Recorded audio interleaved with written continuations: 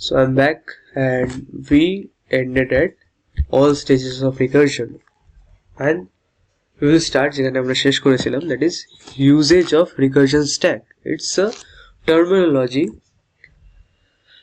that implementation of call stack that is a dynamic memory allocation or a stack that is dynamic data structure in a way that it can optimize the data. ঠিক আছে, এটা দিয়ে just ডেটাটাকে optimise করা যায়। Recursion stack হচ্ছে ওর মতোই, এটাও চারটে কাজ করে, চারটে কাজের নাম মনে রাখলেই ওটা হবে।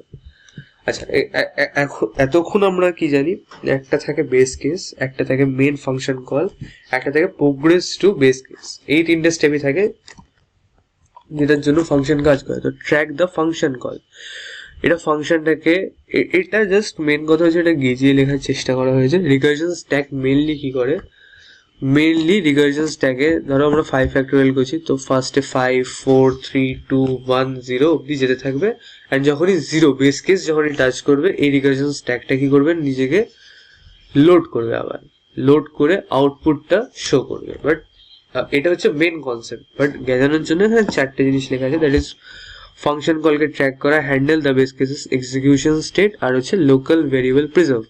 আমরা লাস্ট দিয়ে শুরু করছি, এটা লোকাল ভেরিয়েবল, যেটা এখানে লোকাল ভেরিয়েবল কোনটা, INTN, যেটা জাস্ট এই ফ্যাক্টোরিয়ালের জন্যই আছে, সেটাকে বলে local variable.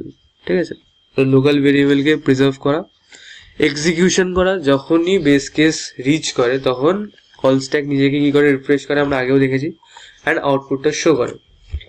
Handle the base case, handle the base case মানে ফাংশনকে রিকার্সিভ কল করতে করতে বেস কেসে গিয়ে যে স্টপ করতে হবে সেটাও এই রিকারশন স্ট্যাকই করে। আর ফাংশনকে বারবার কল করার কাজটা হয়, যে ট্র্যাক দ্য ফাংশন কল, এই ফাংশনকে বারবার কল করার কাজটা রিকারশন স্ট্যাকই করে। মানে চারটে বা তিনটে যে স্টেপ আমরা বলেছি সেটাকেই যদি বারবার বলা যায় তাহলে এই কোয়েশ্চেনটা রেডি হয়ে যাবে। It's a shortcut trick to make the answer.